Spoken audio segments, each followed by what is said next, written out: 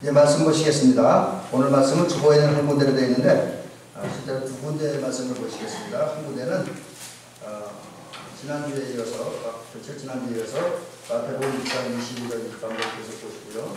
그 다음 말씀 한 군데 보시겠습니다.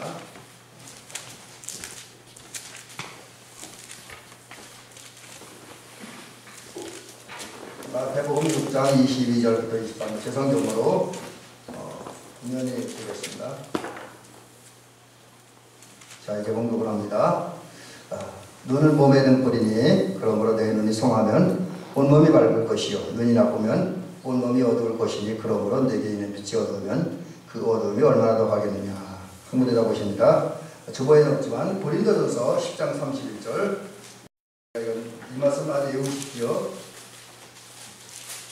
고린도전서 10장 31절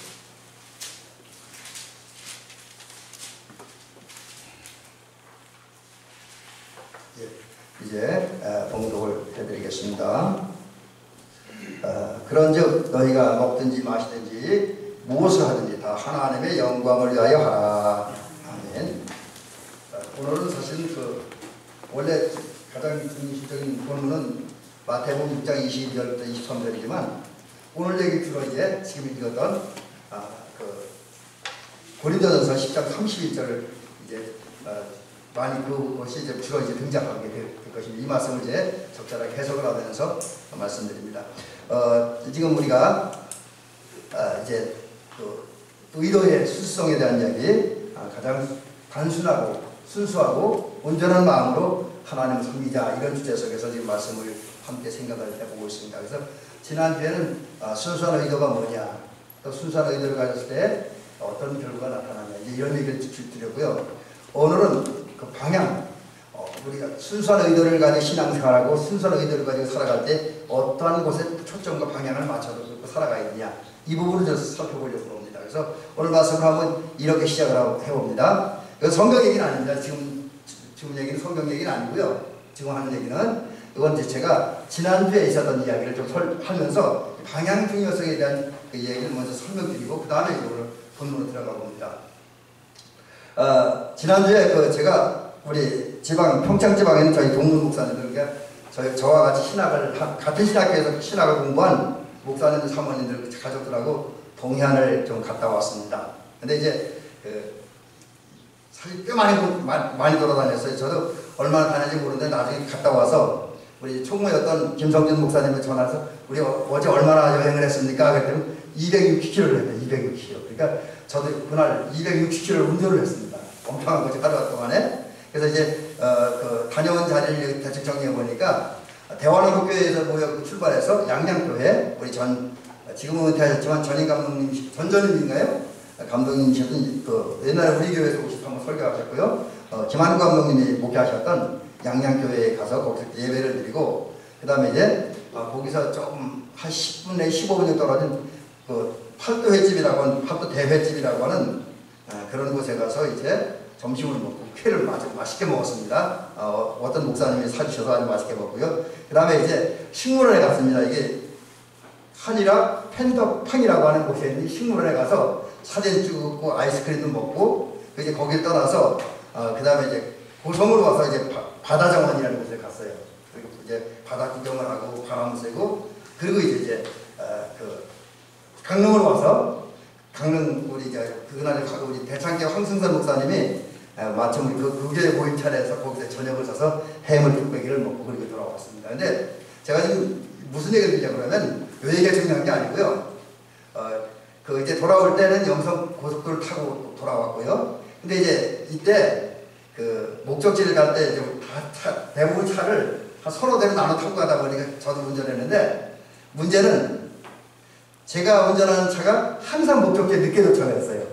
그래서 저 때문에 사람들이 많이 기다렸습니다. 심지어 개회배 될 때 너무 늦게 도착해서 개회배 다 끝난 다음에 양양교회 들어갔어요. 그렇기 때문에 저 주변에 왜 이렇게 늦게 왔냐고 난리가 났더라고요. 뭐 이제 가다 기름 떨어져 기름도 넣고 뭐 그러다 보니까 그렇게 됐습니다. 하여튼 그리고 이제 올 때는 영동고속도로 타고 오는데 여기 좀 문제가 있었어요. 사실 이제 여기 지금 얘기의 핵심은 이건데 영동고속도로 타고 오는데 집에 올 때 문제가 생긴 게 뭐냐면 영동고속도 타다가 정상을 보면 평창 톨게이트를 빠져와서 이제 대관암 쪽으로 해서 이렇게 와야 되는데 제가 무심코 그냥 지나갔어요. 왜 그냥 지나갔냐면 사실 밤길이고 또 제가 갔던 길을 목적지 길들 다 모르니까 내비게이션만 따라갔거든요. 근데 내비게이션을 가다가 제가 이제 정해준 대로 목적지 정확히 섰는데 문제는 이 똑같은 내비게이션 똑같은 목적지를 가더라도 요즘 길들이 많으니까 가는 길이 다르잖아요. 그래서 어떤 길을 선택하느냐에 따라서 좀 빨리 갈 수도 있고 늦게 갈 수도 있습니다. 그래서 이제 빨리 가는 길을 선택하려면 내비게이션이 요즘 나온 거래야 돼요. 아마 우리 장로님 내비게이션은 최신 프로그램이 깔려 있어서 가장 좋은 길, 빠른 길을 안내할 겁니다. 근데 우리 교회 차는 구형이에요. 내비게이션 구형이고 프로그램도 이제 사실 돈을 내고 업그레이드 해야 되는데 그냥 업그레이드 하지 않고 그냥 인터넷에만 했더니만은 좀 문제가 있어요. 그러다 보니까 이 내비게이션이 빠른 길로 인도한 게 아니라 도는 길로 인도한 거예요. 그래서 똑같은 거리를 다니는데 똑같은 목적지를 가고 그리고 뭐 대부분이 승합차를 가지고 왔으니까 아무리 빨라도 110이거든요. 저도 이제 국도에서는 80에서 90 정도 달렸고 고속도로에 100km에서 한 빠를 때 110 밟았어요. 그러니까 거의 같은 속도로 가는데 제가 늘 목적지에 늦게 도착합니다. 그 원인이 뭐냐면 가는 방향이 잘못돼요. 목적지는 바로 정해졌는데 방향이 잘못됐기 때문에. 그러니까 방향이 잘못되다 보니까 좀 빠른 길로 가져서 비글비글 돌아가는 길로 갔어요. 나중에 보니까 그렇더라고요. 심지어 강릉사 여기 올 때도 밤이니까 무심코 내비게이션 안내만 따라가다 보니까 평창 톨게이트 빠지게 안내해서 좋은데 둔내 쪽으로 내려가라는 거예요.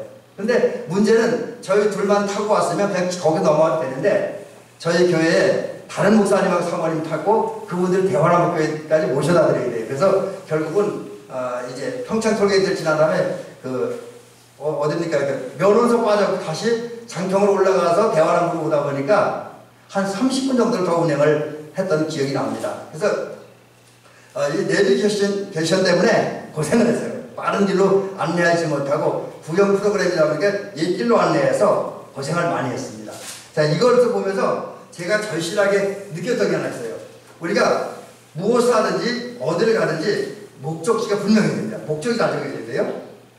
그러니까 우리 성도들은 예수께 나간 사람들이고 하나님 나라에 간 사람들이잖아요. 그 목적지가 분명히 정해져야 됩니다. 근데 우리가 목적지를 효율적으로 또 좀 더 쉽고 좀 더 편안하고 좀 더 빠르게 하기 위해서는 방향이 잘 잡혀요. 방향.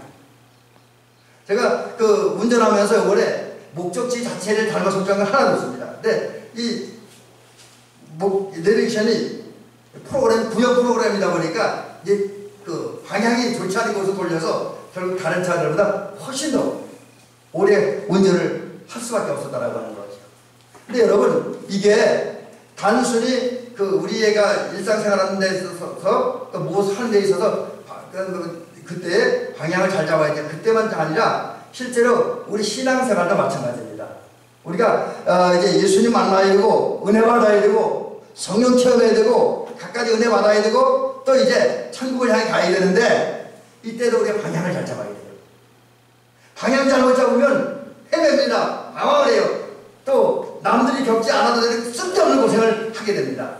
여러분, 우리가 고난이 우리의 유익이라니까 일부러 고난 당할 건 없어요. 물론 우리가 신앙생활하면 세상의 풍조가 마귀적이고 세상적이니까 어쩔 수 없이 성도는 고난을 당할 수밖에 없는 사실입니다. 그러나 일부러 고난을 만들어 나갈 필요는 없습니다. 다만 우리에게 고난을 다가올 때는 기쁨을 맞이하고 감사함으로 이겨내야죠. 근데 일부러 당할 필요는 없습니다. 천국 가는 것도 마찬가지. 일부러 어렵게 갈 필요는 없습니다. 예수님 만나는 것도 일부러 어렵게 할 건 없습니다.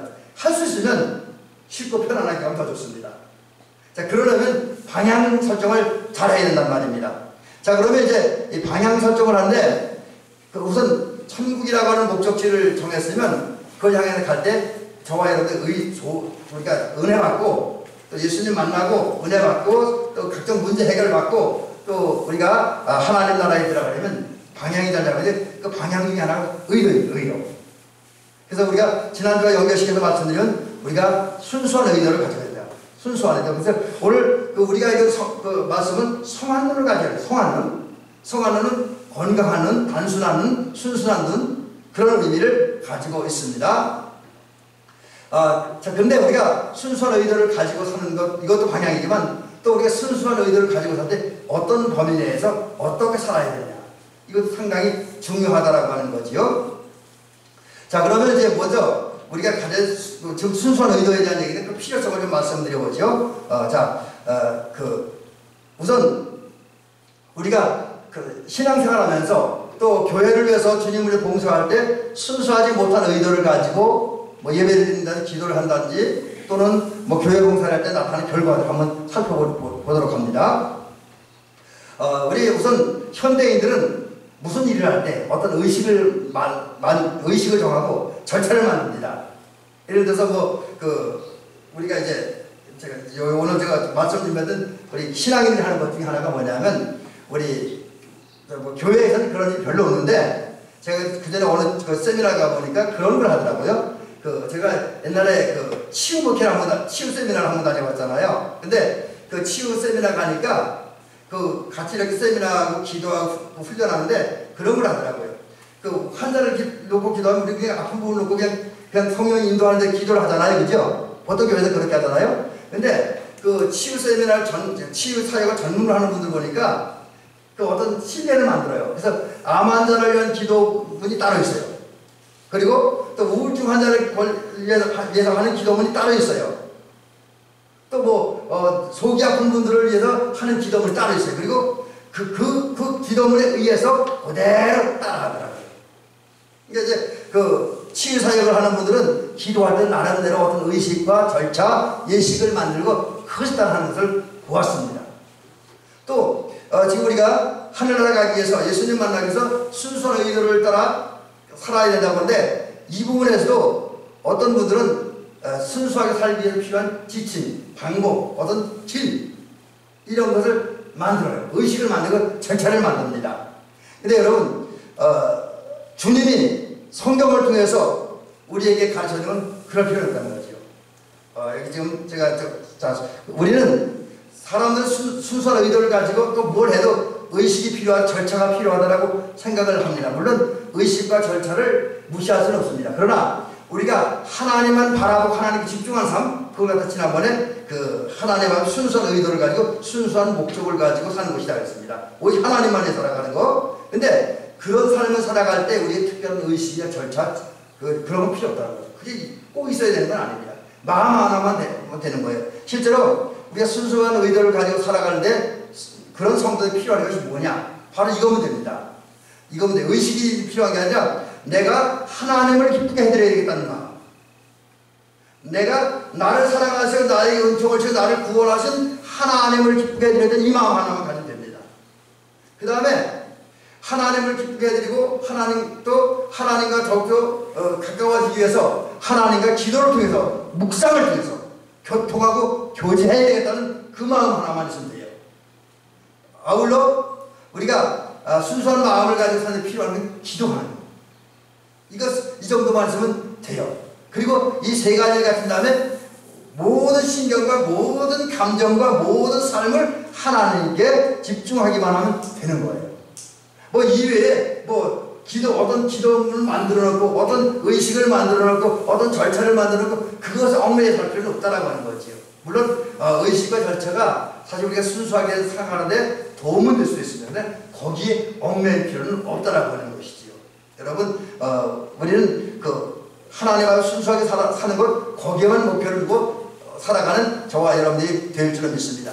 그런데 만약에 성도들이 순수한 의도를 품지 않고 한다면 기도를 해도 교회 봉사를 해도 이웃을 위해 봉사를 해도 순수한 의도 곧 하나님을 기쁘게 해드리는 것 하나님께 영광을 돌리는 것 외에 다른 데 목표를 둔다고 한다면 이렇게 내가 누구의 칭찬을 더해야겠다 이후에 이것 중에 내 어떤 이권을 성취해야겠다 교회 봉사를 통해서 목사님에게 축복 기도 받고 이런 식의 의도를 가지고 하는 건 순수한 의도를 가지고 봉사하는 게 아니라는 거죠.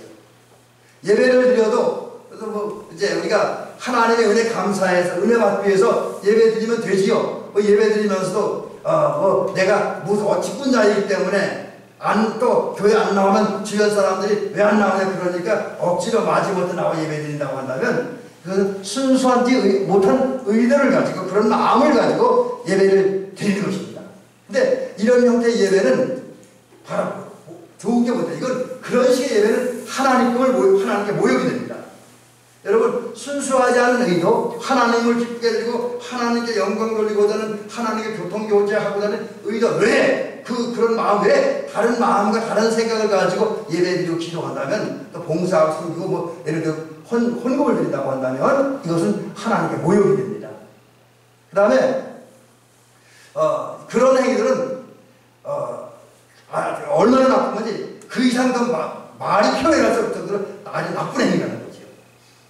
그러니까 지금 무엇을 강조하냐면 순수하지 못한 의도, 하나님만 기쁘게 드리고 하나님께만 영광 돌리고 하나님께만 집중해야 되는 이 의도만 가지고 우리 뭘 해야지, 이걸 벗어난 상태에서 하는 모든 일들은 하나님을 모욕하는 거예요.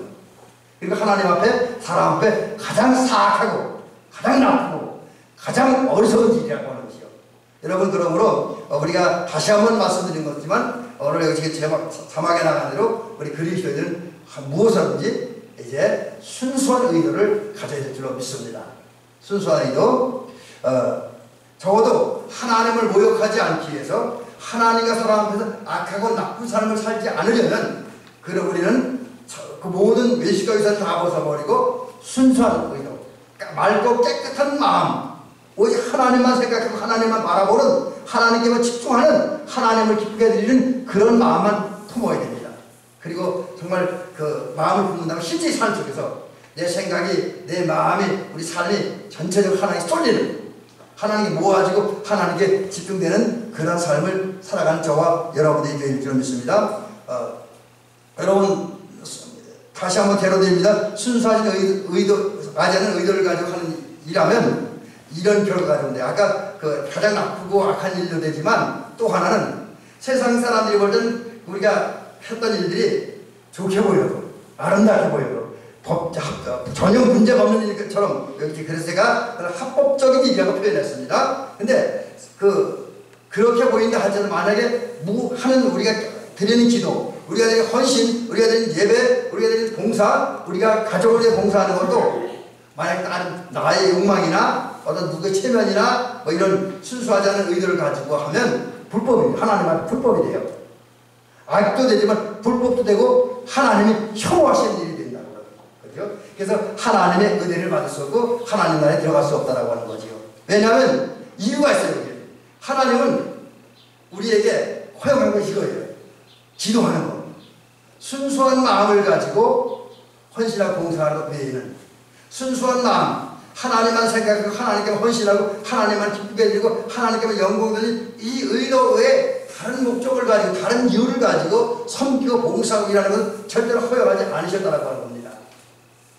그래서 우리가 다른 의도, 순수하지 않은 의도를 가지고 일하면 악이 되고 불법이 되고 혐오스러운 일이 되어진다라고 하는 것입니다. 특별히 섞은 거, 집중하지 않고 단순하지 않고 이것저것 막 섞고 그 다음에 이제 순수하지 않은 의도를 가지고 일한 것은 오염시키는 거예요. 그런 만약 순수하지 않은 의도, 체면 때문에, 지위 때문에 기도를 했다고 하면 그 기도가 오염된 거고요. 또 우리 신앙이 오염된 겁니다. 사악하고 더러운 것이다 라는 것이죠. 그런 면에서 본다면 저와 여러분들은 말과 행위와 일과 삶이 의롭고 거룩해져야 됩니다. 순수한 의도를 가져서 그래서 이 사실을 기억하면서 우리는 순수한 의도를 가질 수 있는 우리가 되어주시기를 주의 이름으로 간절히 부탁을 드립니다. 그리고 순수한 의도를 가지고 이제 하나님을 기쁘게 드리기 위해서, 하나님의 영광을 위해서 하나님이 주신 임무, 사명, 이것을 위해서 정말 하나님이 인정할 만큼, 하나님 바칠 정도로 희생하고 헌신하는 저와 여러분들이 되는 줄로 믿습니다. 자, 그러면 이제 가장 중요한 얘기 중에 하나인데, 우리가 이제 순수한 의도를 가지고 살아야 돼. 어떤 자리에서 순수한 의도를 가지고 살아야 돼. 그래서 이게 이제 두 번째 얘기는 순수한 의도의 방향성 및 범위에 대한 얘기를 좀 말씀드립니다. 범위라는 뜻은 한글로 찾아보니까 어떤 힘이 미치는 한계나 테두리, 이런 의미를 가지고 있다고 하더라고요. 그러므로 이 순수한 의도의 방향 범위라고 하는 것은 우리가 어느 때에 또 어떤 자리에서 무엇을 위해서 순수한 의도를 품고 살아가야 되는가, 이것을 구체적으로 얘기해 주는 거죠. 근데 그 말씀에 대한 해답이 오늘 우리가 마지막으로 읽었던 고린도전서 10장 31절에 기록되어 있습니다. 그런즉 너희는 먹든지 마시든지 무엇을 하든지 다 하나님의 영광을 위하여 하라. 여러분, 그렇습니다. 저와 여러분의 순수한 의도를 가지고 신앙생활하고 일상생활을 했는데 그 범위가 뭐냐? 모든 것을 하나님의 영광을 위하여는 목표를 가지고 해야 된다고 하는 거죠. 그러기 위해서 우리는 이런 부분에서 순수한 의도를 가지고 헌신하고 봉사하고 살아가는 저와 여러분이 될 줄 믿습니다. 사망에 이르면 먹을 때에, 여러분 이 먹을 때 얘기하니까 또 우리가 너무 육신에 빠진 거 아니냐, 이제 그렇게 이야기할 수 있습니다. 근데 여러분, 이게 중요한 거예요. 우리 먹지 않으면 안 되잖아요. 하나님께서 우리 먹을 양식을 주셨으니까. 여러분, 우리가 사실 지금 이 순수한 의도를 가지고 살아가는 것은 어떤 특별한 장소, 특별한 시간, 특별한 때에 해당하는 얘기가 아니라 일상의 삶 속에서, 평범한 삶 속에서 순수한 의도를 가지고 하나님만 생각하고 하나님만 바라고 하나님께 집중하는 삶을 살아야 돼요. 특별한 교회에서 어떤 기도원에서 어떤 특별 행사를 할 때만 순수한 게 아니라 그때도 중요하지만 특별히 우리 가정에서 우리 가족들과 함께 어울릴 때에, 우리 일터에서 우리 일하는 사람들 같이 일할 때에, 동네에서 마을 주민들과 함께 살아갈 때, 그런 때 모든 것이 언행에 있어 순수해야 된다는 거죠. 여기에 계략이 있어서는 안 되고 이물질이 껴서는 안 된다고 하는 거죠. 특별히 우리가 먹는 일에 있어서 순수해야 된다고 했습니다. 먹는 것, 자, 이건 조금 이제 다시 설명을 드릴게요. 하나님은 일찍이 천지를 창조하셨습니다. 그리고 인간을 창조하셨어요. 그리고 창조하신 피조물들을 인간에게 맡기셨습니다. 그래서 땅에 있는 바다와 모든 것을 다스리고 정복하고 지배하라고 했잖아요. 그리고 그것을 우리가 우리의 어떤 사명을 감당하는데, 또 우리의 어떤 삶의 목적을 이루는데 쓴 동역자로 우리에게 붙여주셨습니다. 때문에 모든 피조물도 그렇고 특별히 인간들은 하나님 우리에게 주셨기 때문에 성령이 피조물 속에서 또 우리 인간 속에서 역사하면 피조물도 그렇고 모든 인간도 그렇고 하나님 앞에 선한 것이 되어집니다. 그리고 하나님 앞에 거룩한 것, 이 성화라고 하는 말 속에는 이 거룩의 또 의미가 포함되어 있습니다. 물론 그게 전부는 아니지만, 그래서 피조물과 인간들이 하나님을 우리 그리스도인에게 맡겨주셨어요. 사람들이 맡겨줬어요. 따라서 하나님으로부터 이 귀한 것을 받은 사람들이 성령 역사를 따라 살고, 그 성령 역사와 감동을 따라 특별히 로마서 8장에서 로마서에 있는 대로 우리가 무엇을 구해야 할지 알지 못할 때 성령께서 말할 수 없는 탄식으로 우리를 대신하여 간구해 준다 했잖아요. 그런 성령 역사를 통해서 우리가 기도할 때에 우리의 기도 때문에 우리 주변에 있는 모든 것들, 모든 피조물들이 선해지고 아름다워지고 성화되어집니다. 그리고 특별히 우리 주변에는 인간들이 성화되어진다라고 하는 거지요. 자, 그러므로 이제 저와 여러분들은 말과 행위를 이제 하나님께 집중해야 되고, 하나님을 기쁘시하는 그런 의도를 가져야 됩니다. 그래서 이제 이건 다 이게 결국 이제 순수한 의도를 품고 사는 건데, 근데 여러분, 하나님이 우리에게 주신 피조물들이 먹는 것도 있어요. 그래서 우리는 결국 하나님 주신 피조물을 통해서 우리의 음식을, 육신의 음식을 섭취하고 또 말씀이라고 하는 영혼의 양식을 섭취합니다. 이때 우리는 영혼의 양식을 먹어도 그렇고 육신의 양식을 먹어도 그저 나 혼자 배불리려고 하는 그런 마음과 생각을 가져서는 안 된다라고 하는 거지요. 이것도 하나님께 영광 돌리고자 하는, 하나님을 기쁘시게 해드리려고 하는 의도와 그런 마음과 생각을 가지고 음식을 먹어야 돼요. 이 음식 먹고 육체도 힘을 얻고 영적으로 힘을 얻고 지혜를 얻어서 열심히 삶으로 하나님의 뜻을 이루겠다고 하는, 하나님의 사명을 감당하겠다고 하는 그런 의도를 가지고 음식을 먹고 마시는 저와 여러분이 될 줄 믿습니다. 여러분, 이 얘기는 간단하게 결론을 내리면 이렇습니다. 여러분, 무엇을 먹을 때에 그저 육신의 배만 부르고 육신의 욕망만 채우고 먹지 마시고 하나님의 영광을 위해서, 하나님을 기쁘시게 하기 위해서 그런 목적을 가지고 음식을 섭취하는 그런 저와 여러분 되시기를 주의 이름으로 부탁드립니다. 그것이 바로 단순한 의도를 가지고 먹고 마시는 행위가 되어지는 것이죠. 두 번째, 오락을 할 때에 그때도 순수한 의도를 가지고 해야 된다라는 것이죠. 여러분 사실 오락이라고 하는 말을 들으니까 좀 그렇죠. 대부분의 사람들, 특별히 예수 믿는 사람들 하면 오락하면 그저 인간의 쾌락이나 향락을 즐기는 것으로 치부하고 오락을 하는 것을 이제 오락을 하며 살아가는 즐기는 사람들을 우습게 여기고 죄인이라고 정죄하고 악하다고 정죄하고 신앙이 없다라고 정죄하기도 합니다. 물론 그 면이 틀리진 않지요. 그러나 오락이라는 건 우리가 다시 한번 정리하면 오락 자체가 악한 것은 아니라는 거죠. 죄가 되는 건 아닙니다. 거룩하지 못하는 것도 아닙니다. 물론 악이 되고 죄가 되고 거룩하지 못한 오락들이 있죠. 마약을 한다든지 향락과 쾌락을 즐기기 위해서 어떤 비윤리적이고 비성경적인 그런 일들을 한다면 그건 그거 오락, 그 건전한 오락이 아니죠.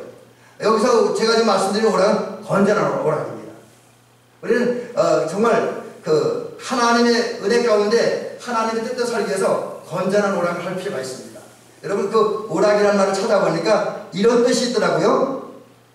쉬는 시간이나 아니면 어떤 틈을 내고 짬을 내서 내 기분, 내 마음을 즐겁게 만들기 위해서 행하는 모든 일이라는 뜻이 있어요.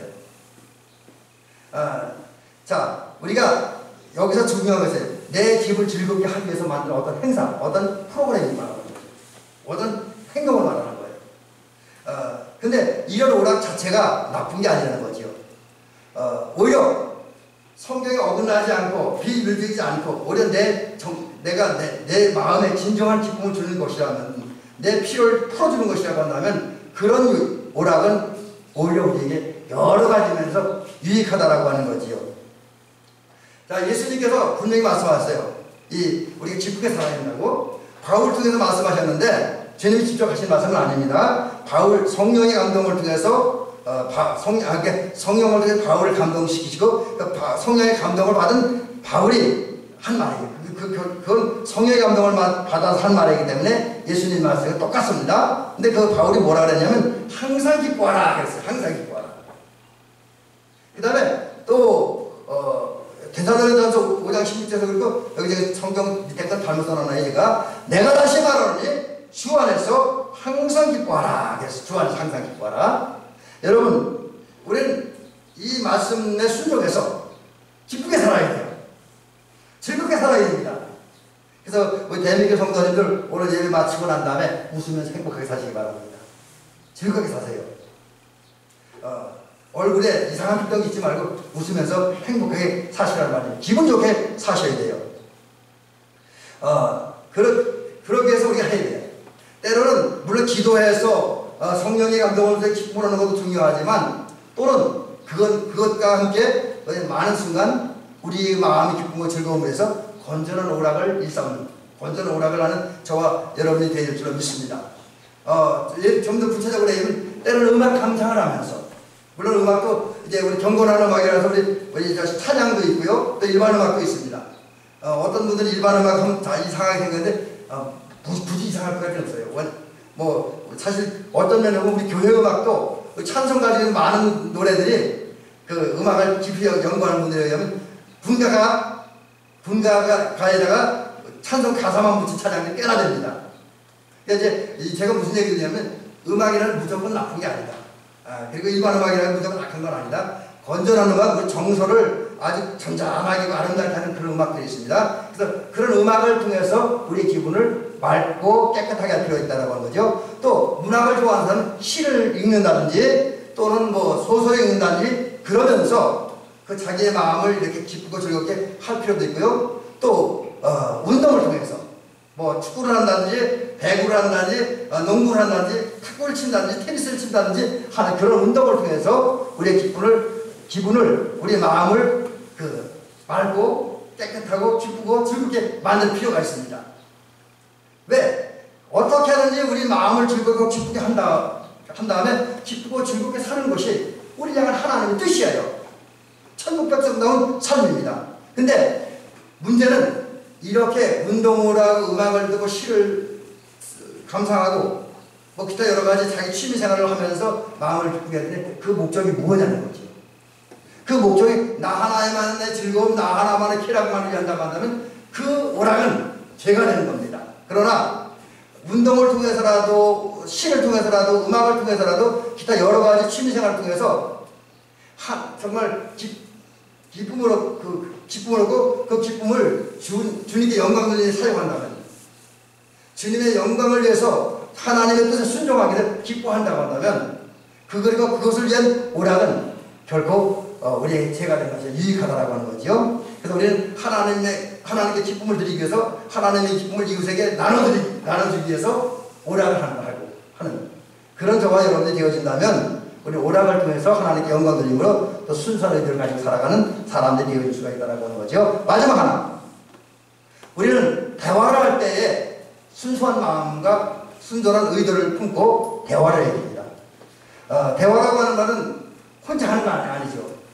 두 사람 이상이 마주보고 이야기하는 거예요. 근데 사실 참 우리나라 사람들 이야기 못해요. 왜냐하면 자기 이야기는 하는데 남의 얘기를 못 들어주다 보니까 얘기 조금 하다 보면 우리는 대화가 되는 게 아니라 싸움이 되고 논쟁이 되는 경우가 많이 있잖아요. 우리 정치인들도 보면 막 싸워. 근데 그건 대화 기술이 없어 그래. 대화는 상대방 얘기를 들어주면서 서로 의견을 주고받는 게 대화입니다. 그리고 틀린 걸 조절하는 게 대화인데 참 사람은 그러면 대화를 못해요. 근데 대화는 못하지만 대화는 자꾸 연습해서 대화를 잘하는 습관을 들일 필요가 있습니다. 왜냐하면 우리는 가족이나 옆에 있는 교우나 아니면 이웃과 대화하는 가운데 내 마음을 상대방이 전해줄 수 있고 내 생각을 상대방이 전해줄 수 있습니다. 또 대화를 통해서 다른 사람이 나를 향해 갖고 있는 생각과 마음을 전달받을 수가 있습니다. 이게 대화의 유익이고 기능입니다. 또 대화를 하다 보면 오늘 나와 우리 가정과 우리 교회와 우리 이웃의 처한 상황을 정확하게 파악할 수 있고 대화를 통해서 이런 상황에서 우리는 어떻게 해야 되느냐, 무엇을 해야 되느냐 하는 대책을 세울 수가 있습니다.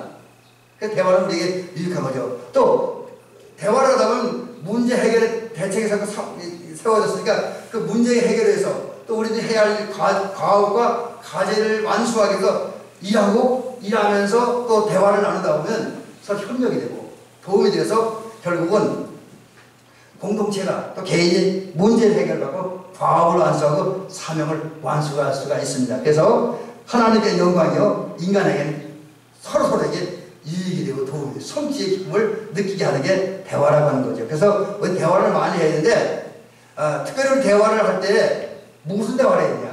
먼저 기도와 묵상을 통해서 예수 그리스도와 거룩하고 신령한 대화를 나누는, 흔히 말해 영적 대화를 나누는 그 저와 여러분들이 될 줄 믿습니다. 기도와 묵상을 통해서. 또 그 다음엔 사람들과 대화를 해야 돼. 우리 가족과 우리 이웃과 우리 교우들을 만나고 솔직하고 마음을 탁 터놓고 생각을 탁 털어놓고 그 다음에 모두 내려놓고 활발하고 솔직한 대화를 해야 됩니다. 그 대화가 우리에게 필요해요. 우리 나라에도 그렇고 우리 교회도 그렇고 사회도 그렇고 이런 대화가 절대적으로 필요합니다. 근데 대화할 때도 여전히 내 실력, 내 성품, 나를 드러내는 그런 의도를 가지고 대화하면 안 돼요. 그건 하나님 나라 백성으로서 합당한 게 아니라는 거죠. 순수한 의도를 가지고. 정말 우선 대화를 통해서 나와 상대방이 서로에게 유익함으로 하나님께 영광 돌리는, 하나님을 기쁘게 해드리려고 하는, 하나님의 사랑을 드러내려고 하는, 하나님의 백성들의 영혼을 구원하려고 하는 그런 의도를 가지고 대화를 해야 됩니다.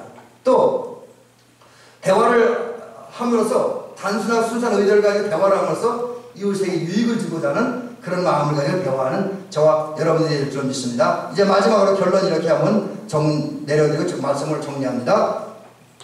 여러분 지금 계속 우리가 같은 얘기가 등장하지만 대미교 성도님들, 이 땅에 있는 모든 감리교도들은 단순하고 순수한 마음을 품고 살아가는 자체가 복잡해서 안 됩니다.